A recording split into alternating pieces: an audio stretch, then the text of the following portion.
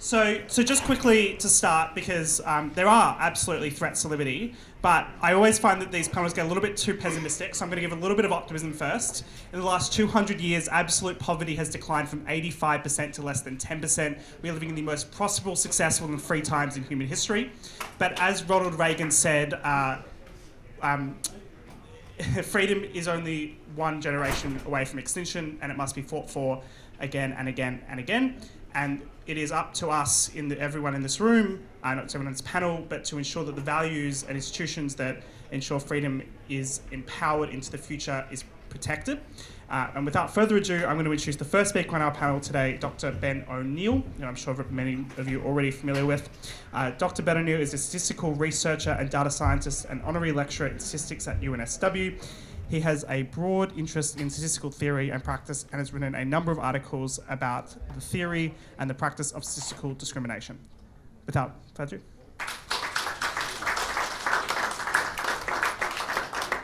Thanks again, everyone. So the threat to liberty that I want to discuss follows on from my talk this morning. The reason I chose that topic is that I do think that the regressive left and the progressive theory of discrimination by which they operate does constitute a very fundamental threat, which I think is probably one of the underappreciated threats that has occurred in the last 10 to 20 years and which seems to be growing into a bigger and bigger menace. I think one of the things that is so threatening about this philosophy, first of all, I think it's fair to say that that philosophy has now become effectively dominant in virtually all influential institutions in our society. It is not implemented to its logical conclusion, but it is dominant among all sorts of institutions in our society. And I think the regressive left represent, if you like, the logical conclusion of that philosophy and the end point of where it moves towards, or not the end point, but a very advanced point to where that moves. Now, just to give a little bit more detail on this, the purpose of the progressive theory of discrimination is quite interesting.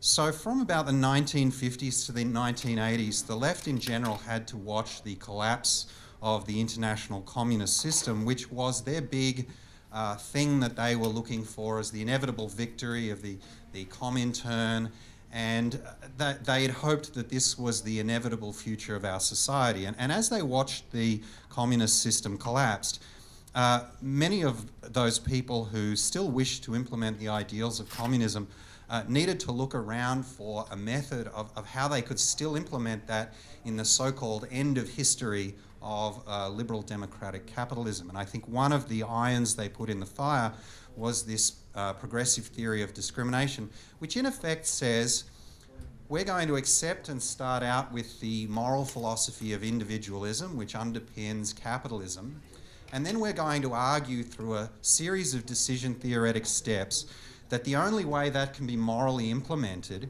is if it leads to equal outcomes across groups. And of course, if something leads to equal outcomes across groups, then we will gradually refine the partition of groups to a smaller and smaller gradation. And if we can succeed in doing that, if we can succeed in establishing that as the dominant moral philosophy, we will then have a revolution within the form. We will show that individualistic societies ought to lead to quasi-communistic outcomes. And therefore we will have a revolution in the form, and we will succeed in transitioning from a liberal democracy based on a moral theory of individualism into a collectivist society built on identity politics, the resultant caste system, and giving us at least a reasonable approximation to communistic outcomes. And I think that's where this philosophy has come from. And I think the regressive left represent its most advanced state as it exists now, where you can see now a real dropping of the mask, where groups that pose themselves as anti-racist groups engage in what can really only be described as the most crude antagonistic race and sex hatred in an effort to kind of establish this identity politics and this move towards a kind of system of levels, a caste system, if you will, to try to equalize outcomes. Now, that's a very dangerous thing.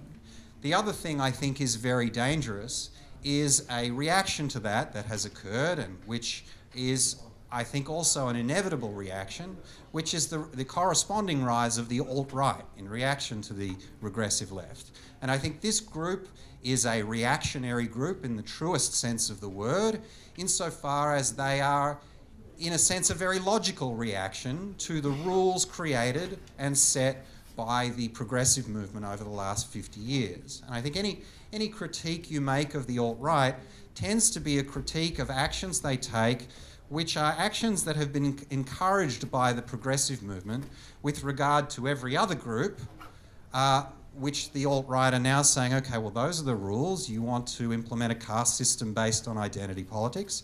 Well, then we're going to take identity politics and we're going to try and move up the ranking on that caste system. And I think these two groups, the regressive left and the alt-right, they represent symbiotic groups. They're actually philosophically very similar. They are different in terms of a few of their philosophical positions, but those differences tend to be divergences from a common set of presumptions at root. They are symbiotic groups both in the sense that they politically benefit from each other. They point at the other group and say, they're evil, we're the alternative. And they are also symbiotic in the philosophical sense that they share a great many false premises in their philosophy. I think both of these represent very big threats to liberty, and the greatest threat I see is the possibility that these two groups manage to successfully pose as antagonists of one another and squeeze everything else out. And the danger then is that you get to a point where society has become so saturated with identity politics and so saturated with this polarisation that if you oppose the progressive left, you're part of the alt-right. And if you oppose the alt-right, you're part of the progressive left. And people are unable to take a position or express an alternative without being pigeonholed into one of these groups. And so we have those groups successfully squeezing out any alternative. Historically, that's happened plenty of times, and this distinction between communism and fascism is the classic example that, you know, at points where the communist and fascist movements have been really on the rise, to oppose communism makes you a fascist. To oppose fascism makes you a communist. I see the same danger in the rise of the regressive left and the alt-right. So I think that presents, in my view, probably the biggest present threat to the liberty movement. And I think the antidote to that is that we have to be able to present a very clear alternative, which I would argue has to be rooted in a theory of discrimination based on statistical theory that can very ferociously critique the progressive theory and very confidently critique that and reject that, and also set up an alternative. Because right now I don't think there is a lot of alternative. I think a lot of people see the progressive movement and the rise of the regressive left, and they do think, well, the alt-right is the opposition to that. The progressives certainly love to make the case that that's true, and the alt-right love to make the case that that's true as well. And so I think there's the danger that people are, in rejecting one terrible set of ideas, attracted to another bad set of ideas because that's presented as the only alternative. That's all I'll say on the topic for now. Our other speakers are going to talk about things that they perceive to be threats. In my view, that philosophy is probably the biggest threat, and I've been banging on about this for a decade or more, and I'm happy to talk about it with people outside of the session. So thank you very much. So next up we have Dr. Tom Palmer, a man who needs very little introduction. So I'll just say very quickly, he is the Vice President for International Programs at the Atlas Network, which has established programs in more than 14 languages, and he travels the world as a freedom fighter. He is our Pope, I would say, so let's hand him over to him.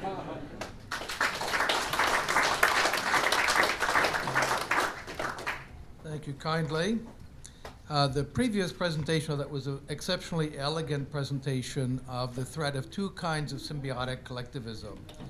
And that's how we have to understand them. These are two different flavors of fundamentally the same poison. If you're interested, I wrote a piece that you can find with Google on global anti-libertarianism at cato.org.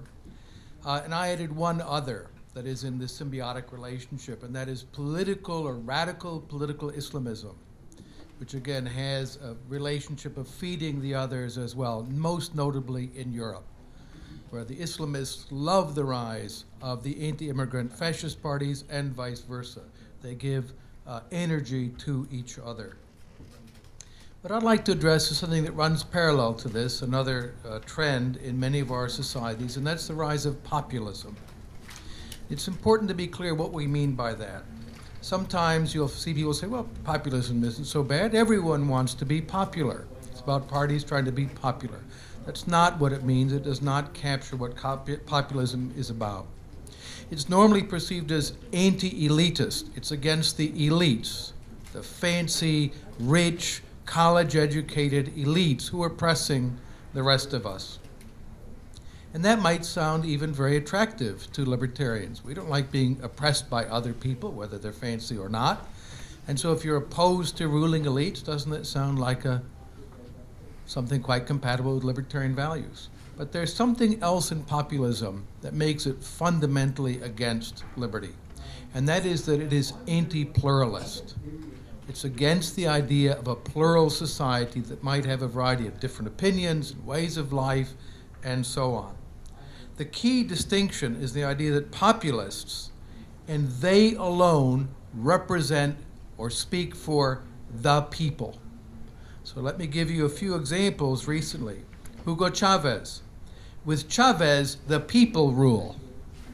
We all know it was Hugo Chavez who was doing the ruling, but it was the people who rule. Erdogan in parliament in Turkey, when he was questioned by one of the few remaining opposition members in parliament, we are the people, who are you? We are the people, we being Erdogan. What counts is what my people say. Nigel Farage. This will be a victory for real people.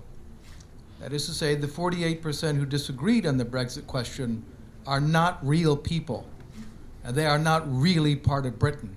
They are not really our fellow citizens. And Donald Trump, whom I quoted earlier this morning.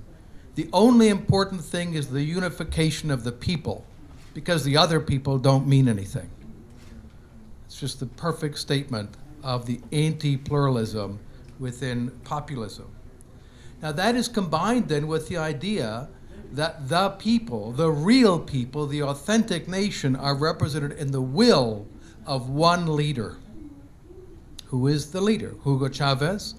Or as Donald Trump said on national television, I am your voice, and I alone can solve it, whatever the problem was, that phrase, I alone can solve it. You see how successful he's been with North Korea as an example. So you have a rejection of the idea of process, of conversation among different perspectives, different people who have something to contribute to the discussion. They have nothing to contribute. They are not the people. They are the enemies of the people, as Donald Trump called the media, the enemies of the American people. Now that should chill anyone who knows anything about history. The enemy of the people is a phrase that has never come with good consequences. Never. Let me quote from the conclusion of his authentically chilling inaugural address. At the bedrock of our politics will be a total allegiance to the United States of America. Total allegiance to the United States of America. And through our loyalty to our country, we will rediscover our loyalty to each other. When America is united, America is totally unstoppable. We will no longer accept politicians who are all talk and no action, constantly complaining but never doing anything about it. The time for empty talk is over. Now arrives the hour of action. This was lifted right out of the 1930s. And it should not be a surprise that the author of those words promised us at the beginning of the campaign, this is a quote, it will be as exciting as the 1930s. My parents didn't find the 1930s a very exciting time, but Steve Bannon most certainly does. What we've seen then is a connection of political theory with tribalist impulses. And now we get to the level of the psychology of populism. Moral psychologists and evolutionary biologists have discovered something wonderful. Human beings can be cooperative. We're much more cooperative than game theorists had predicted a long time ago. Hobbes was wrong. We have natural inclinations to cooperate based on reciprocity, deep in human psychology and even in the structure of the brain. But it turns out, and there's a very good book on this by Joshua Green, who's a professor of psychology at Harvard University, Moral Tribes. It turns out that a great many of our cooperative instincts and our abilities to cooperate are about us cooperating to exterminate the other group. So that cooperation isn't always universally applicable and not compatible with our vision of a free society. So we are quite happy to cooperate and form groups to crush the other group. The most obvious and easy example of this is the very disturbing experiments done with children in summer camps. So disturbing they were called off and not completed. The boys are given different colored shirts that are randomly assigned, blue and green. There's no pattern to it based on color, religion, size, age, or anything else. They're randomly given out. Within 10 days, there's a blue tribe and a green tribe, and they hate each other. They tell filthy jokes about each other, that blue kids smell bad, they're dirty, they're sickening and disgusting, they're bad, and we have to kill them. And they begin to engage in gang warfare. So we're talking pre-adolescent children. That seems to be just hardwired into us. And it's a reality that we have to recognize human beings are capable of that. Now, what is the response? I think that we have great evidence that there is a libertarian response at the psychological and the policy level. Trade overcomes tribalism. People figure out a dollar is a dollar. There's not a Catholic dollar and a Protestant dollar and a Jewish dollar and a Muslim dollar. It's a dollar. And that solvent, which is of course why the communitarians and our friends on the far left, the far right hate it, it dissolves those forms of hatred when people come together through commerce. But also robust respect for conversation. That means listening to other people and learning how to do that. So we should not fall into the same barrel of tribalism and say we're the libertarian tribe and we're not going to listen to the others and we're going to demonize them and not allow them to present their views.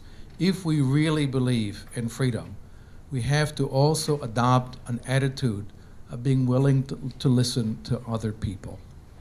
And then, of course, defend free trade, because free trade is the greatest recipe for peace in the history of humanity.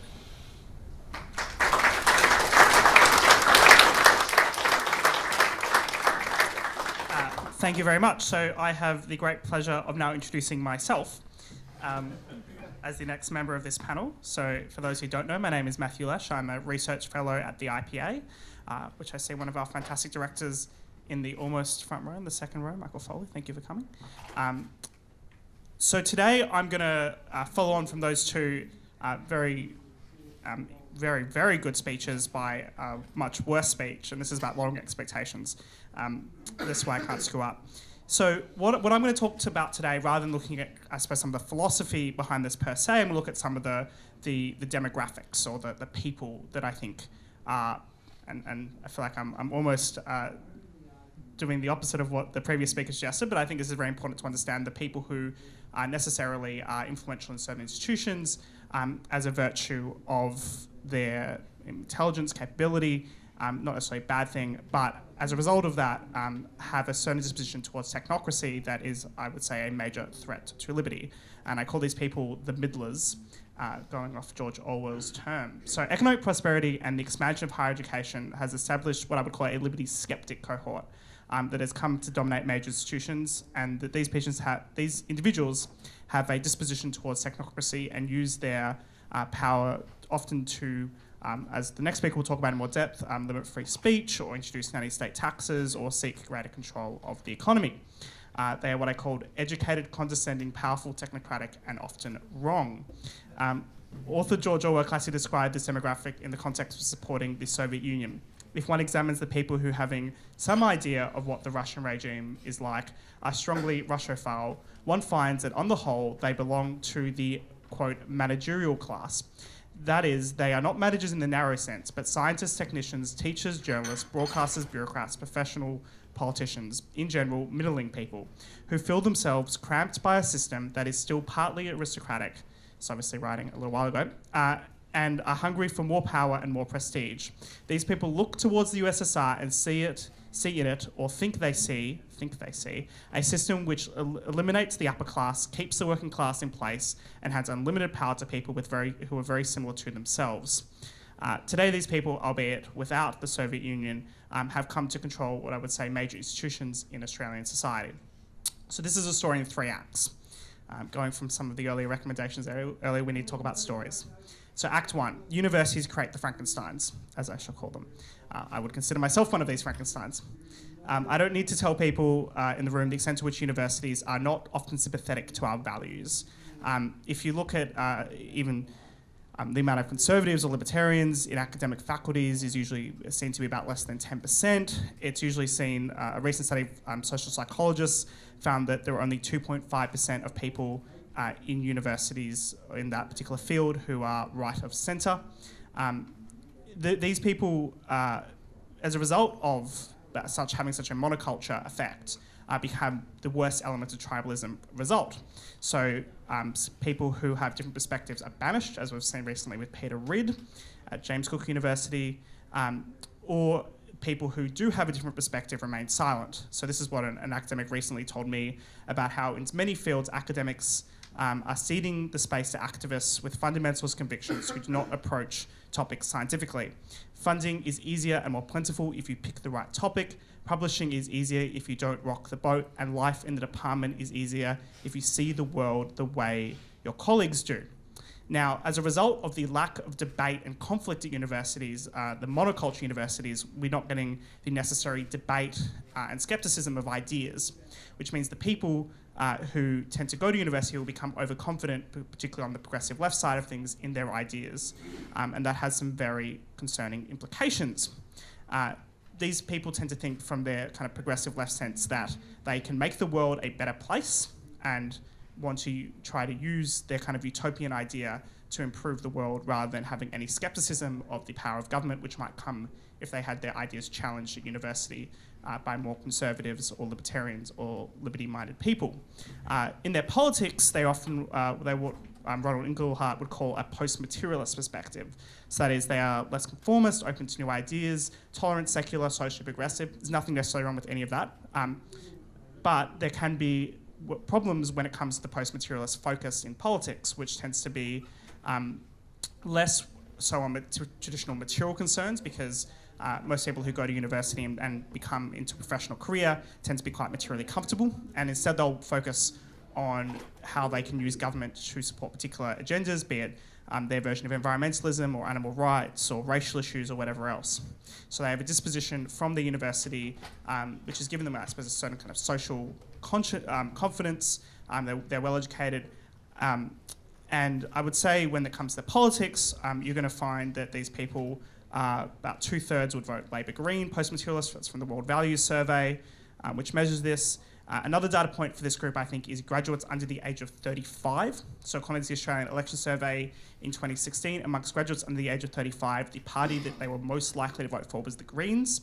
So it's 35% voted for the Greens, 20% voted Labor, so that's 55% parties were left, 15% voted for kind of some minor parties like the Arts Party, usually of the left as well, and then about 30% voted Liberal. So it's about 2/3, I'd say, would be of the kind of political left. Act 2, the students become the masters. When people leave the university, they tend to, again, live in certain social, cultural bubbles surrounded by people that they agree. Importantly for society, they are the people who come to hold professional, influential jobs. Through their education and their social status, not that there's anything necessarily wrong with any of this per se, but it is problematic when they come to dominate with this overconfidence from their education. From their middle class background, I suppose you could say that they might have traditionally been expected to vote Liberal, but these days are far more likely found in parties of the left. So they might be like an old Tory paternalist, but now relocated to the Greens or Labor. So the bureaucrats, I suppose, the teachers, the university tutors, the lecturers, worryingly for I suppose, liberty is their interventionist tendency. These people, I suppose the best way to think of them is just like me, they watched The West Wing when they were young, and they had a very confident perspective on people in government always trying to do their best, and just if there were smart, capable people like in The West Wing, everything could be a better place. Now, as liberty lovers, we know that people are seriously flawed, and that is an overconfident perspective of government in itself. When it comes to policy making, these are the kind of people who are going to advocate for evidence-based policy, which evidence should guide policy, but the problem is if the evidence is bias and driven by the certain underlying biases of the people who are creating the evidence of a certain political persuasion. And when they don't get their way in a democratic setting, they can become largely anti-democratic because they want themselves to be in charge instead. So you have former Greens candidate Clive Hamilton, who went as far as calling for the suspension of democratic process to tackle climate change. And he was also criticised personal freedoms, democracy, material advance, and technological power, which are, he claims, and I quote, paving the way to our destruction. These are the type of people who might see Gillian Triggs comment, sadly, you can still say what you like around the kitchen table at home, and fundamentally agree with that and support restrictions on free speech. Now, Act 3, which is the masters of the influences. These people are, as a result of their kind of societal, social status, most likely to be the people in positions of power.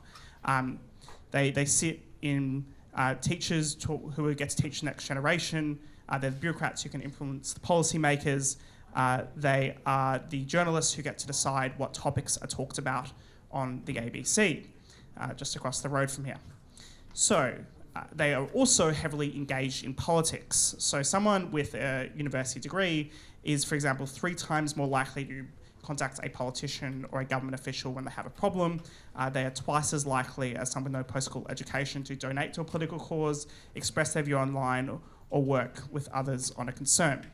So my conclusion here is, as lovers of liberty, we must do all we can to fight back against a technocratic form of governance that these people are naturally predisposed towards by the middlers or perhaps the meddlers. There's an underlying danger with technocratic politics is that it empowers some people to make decisions for others, and then you get a situation which I think Tom outlined very well, that these people then make themselves the enemy and you end up with an authoritarian, illiberal society as both sides start fighting each other. Secondly, and I think this is very important for the liberty movement, is we actually need to make our arguments to these people, to the post-materialists I'm talking about. We shouldn't give up on them, because that is a very dangerous place to reach if you're giving up on the key kind of demographic that is most likely to be in influential positions in society. You can't just dismiss them altogether because you'll lose the argument. And over time, Australians are more likely to become more post-materialist, not less, particularly as a result of demographics, material prosperity. And that means for the liberty movement, we need to make a persuasive case in a way that's not just talking about productivity or material need or security need, but really puts a moral case for freedom in a persuasive way. And the last thing I'll say is watch out for my upcoming book, Democracy in a Divided Australia, which should be out later this year, where I'll discuss this in a lot more depth than I just did there.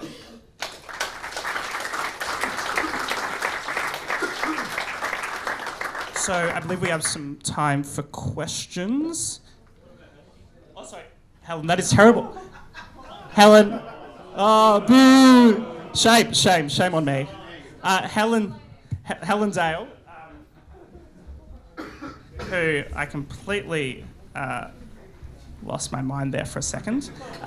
So as you can tell, Helen is a lot more popular than I am. Rightfully so, and a lot more talented as well. So for those who don't know, Helen Dale became the youngest winner of Australia's premier literary award, the Miles Franklin, for her first novel, The Hand That Signed the Paper. Her second novel, The Kingdom of the Wicked Book, One Rules, was released in October 2017, which you should all go buy. And book 2 will be published in May 2018. Pre-order now. Is it available? It will be available at this conference. That's even more exciting. And she was also formerly a senior advisor to Senator David Leonhelm. Without further ado, to talk about free speech, particularly in the UK, Helen.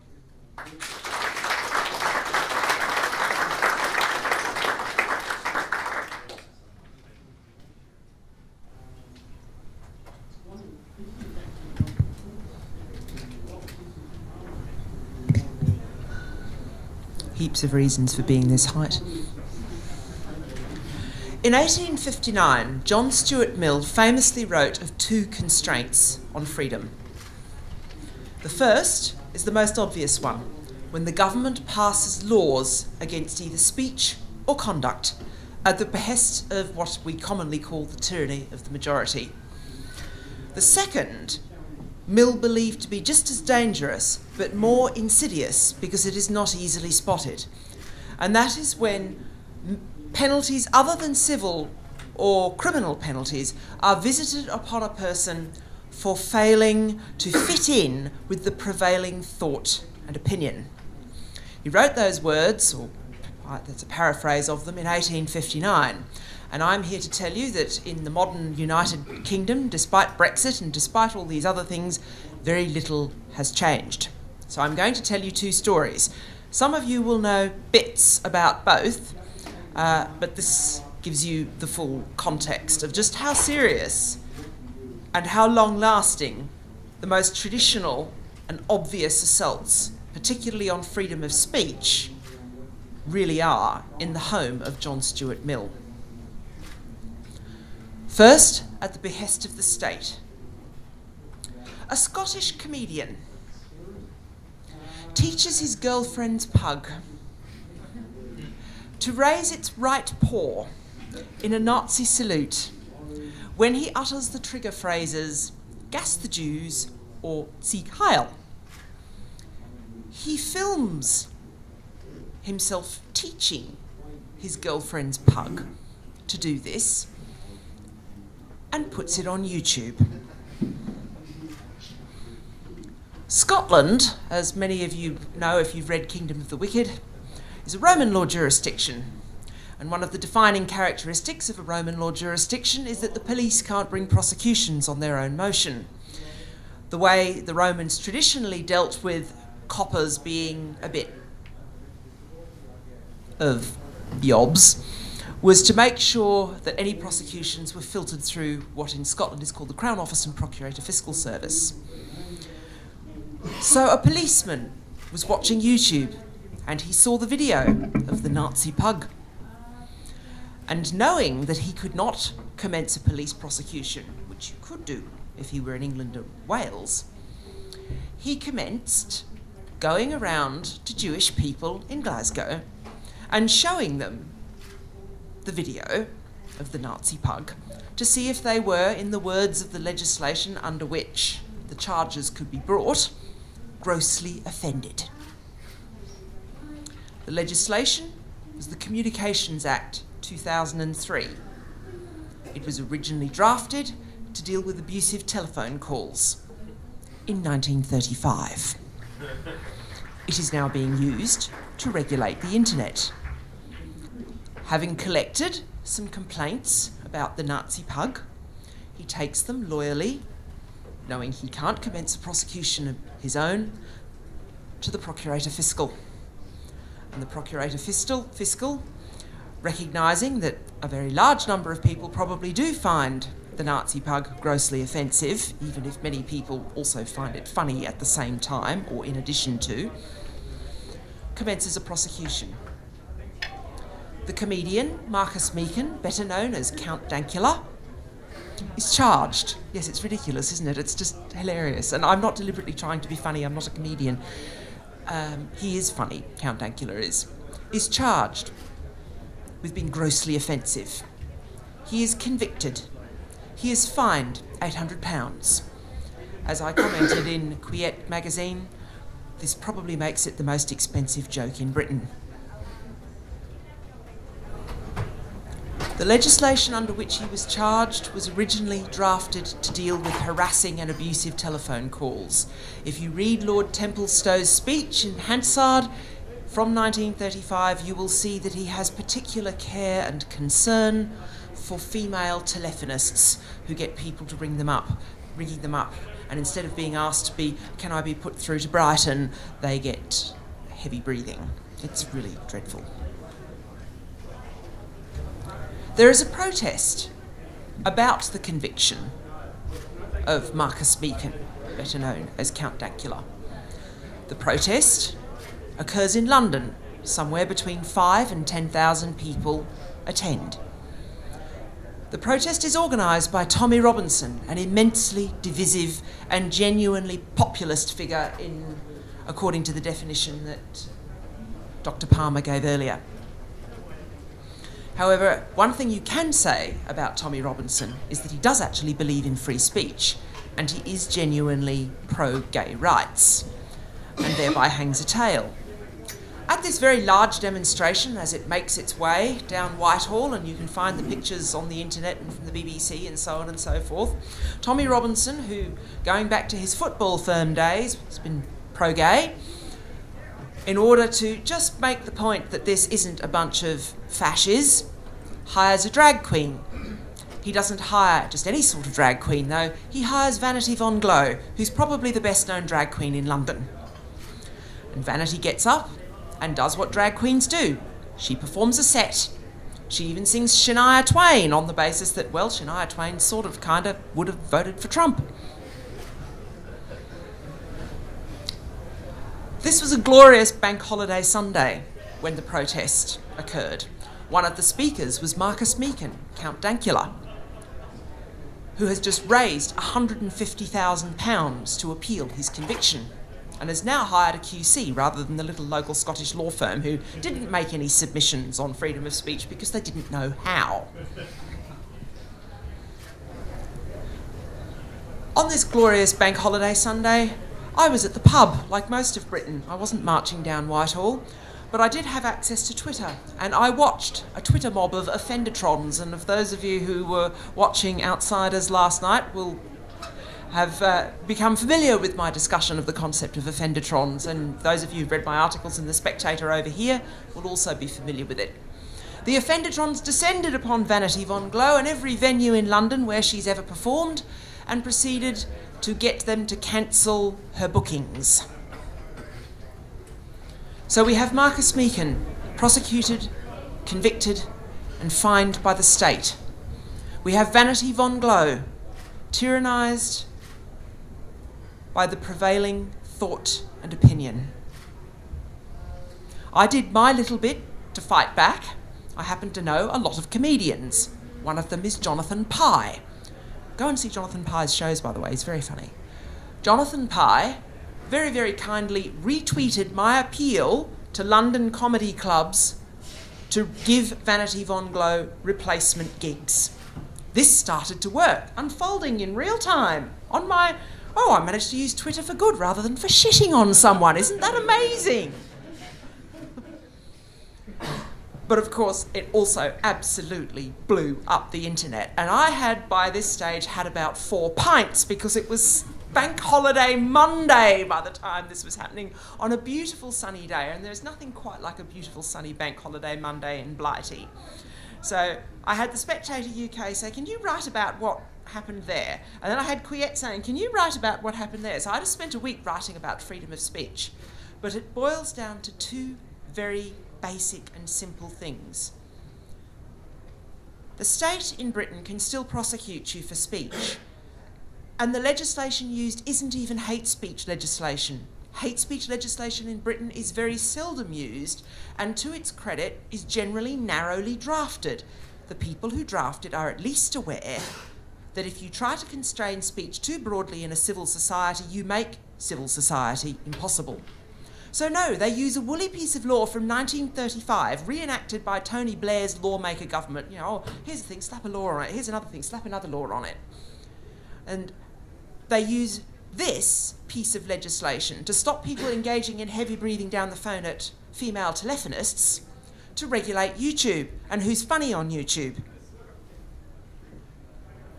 And now, as a result of the new class of offendertrons that everybody has spoken about in one way or one shape or one way or form already this evening, we have a situation where anybody who goes out in public to defend freedom of speech, particularly if the protest in question is organised by Tommy Robinson, who does have a big popular following in the UK, that's how he can get 10,000 people marching down Whitehall, is placed in a position where they are accused of being a fascist.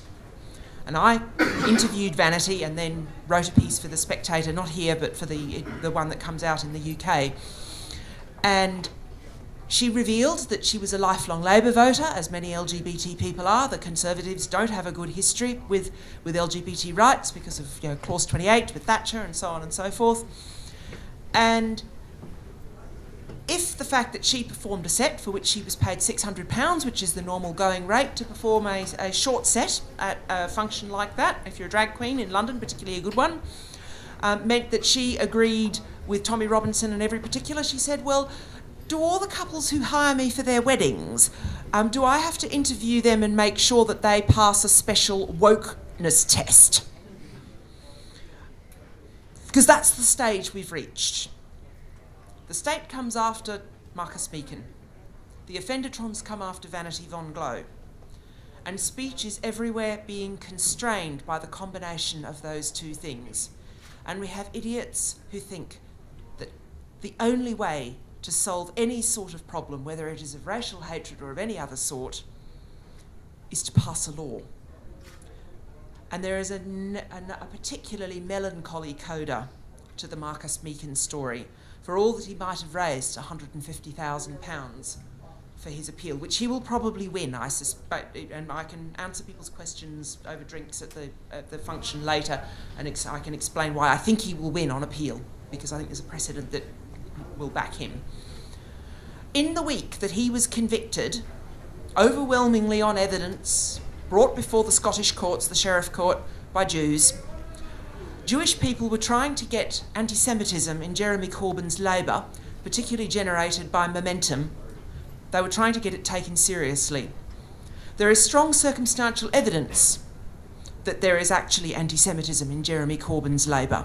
This story may not have reached Australia, but it's a large story in the United Kingdom at the moment. However, if at the same time you're trying to get people to take you seriously when you say, oh, there's anti-Semitism in UK Labour, and you're also going after the Nazi pug guy, no one is going to take you seriously, and those arguments have simply dropped, and they are going to get absolutely nowhere. I'm going to paraphrase Ben O'Neill's comment about these two groups, both representing exactly the same thing, just from different sides of politics, and it's a very short paraphrase. If you play stupid games, you win stupid prizes. And that is what both the regressive left and the alt-right are doing.